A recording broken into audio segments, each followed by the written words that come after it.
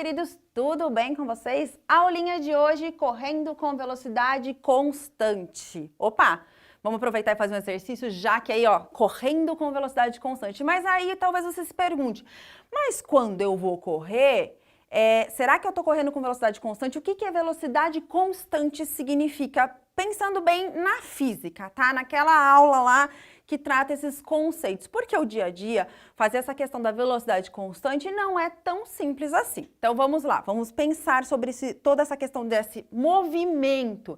E aí a gente entra nesse primeiro caso, que é o MRU. Opa, vamos lá, isso aqui basicamente é uma sigla, movimento retilíneo uniforme. 3 letrinhas aí pra gente.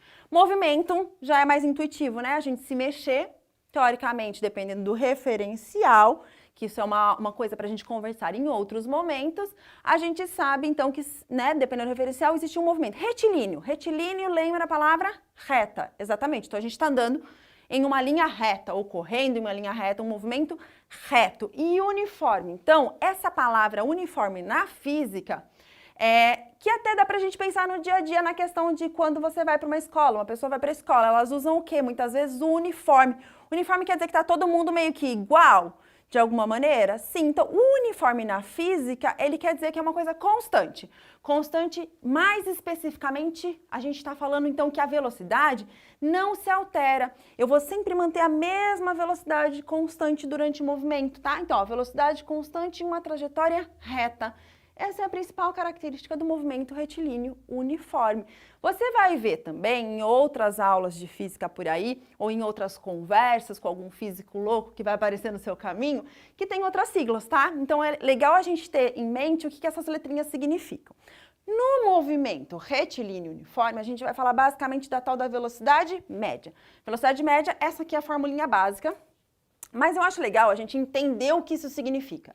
Tá? É super importante na física a gente não se prender a decorar as fórmulas. Entendo que elas aparecem, muitas vezes elas são assustadoras, mas assim, vamos entender o que isso aqui significa, que provavelmente você nem vai mais precisar se preocupar com essa fórmula, tá? Entendendo o conceito de uma velocidade média, você vai ver que isso aqui fica muito mais claro. Tá, vamos lá. Pensando então, velocidade média representada por Vm, é igual ΔS por ΔT. Sim, isso aqui é uma letra grega chamada delta. Parece um triângulo, mas é um delta. A velocidade média, ela é representada por quilômetros por hora ou metros por segundo. Então, as unidades de medida também são importantes na física, para a gente não correr o risco de usar, por exemplo, no ΔS, que é uma questão de distância, de deslocamento, é a variação, todo delta, tá?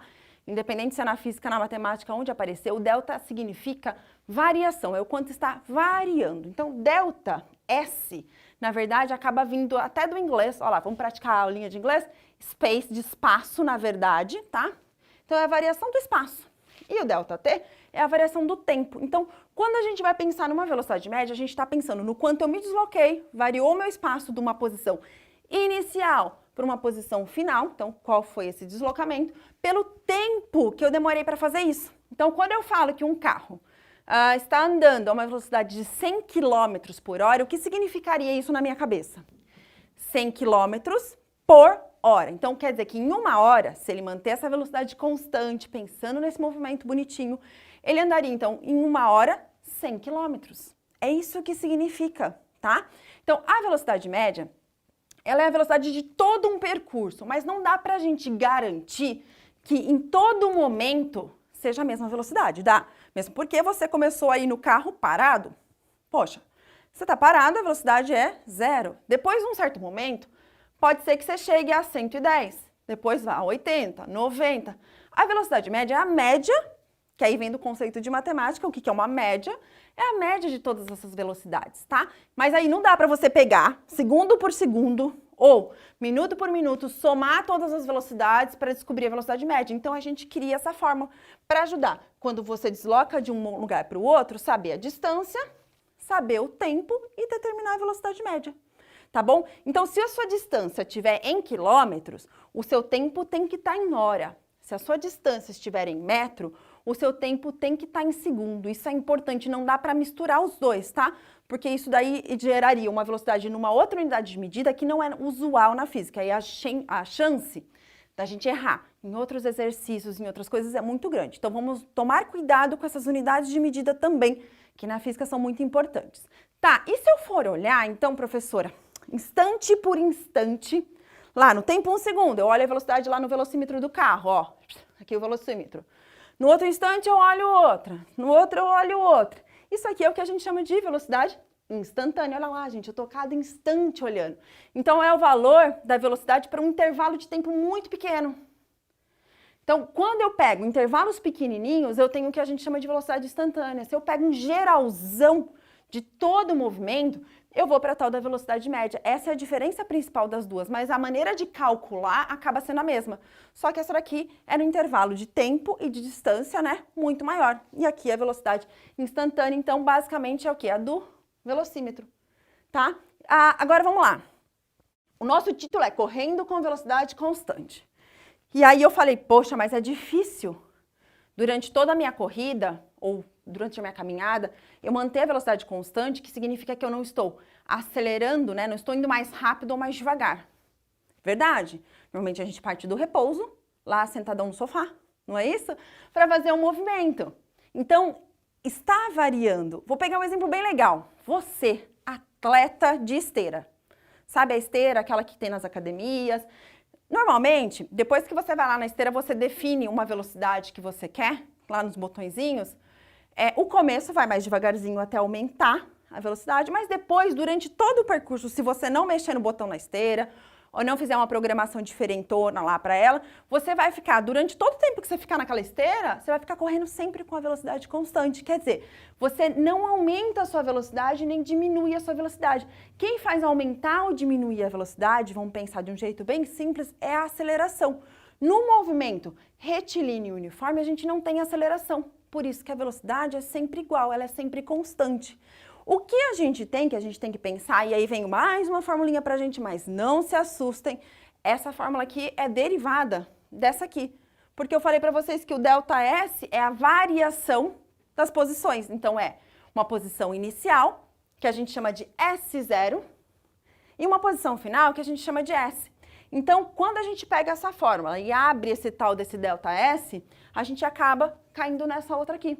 Então, ó, abri o ΔS, passei lá multiplicando, tem todo um trabalho matemático aqui, não se preocupem, tá? Mas a gente chega nela, ok? Então, essa aqui é uma fórmula bem famosinha para movimento movimento retilíneo uniforme, que é a função horária da posição, que a gente chama, em alguns casos, a gente vai precisar dela para determinar, por exemplo, qual é a posição, a gente sabe que ele não parte de uma posição zero. Como assim não parte do zero? Aí vem o referencial. Vamos supor que eu defina que o marco zero é essa casinha aqui. Essa é a posição zero.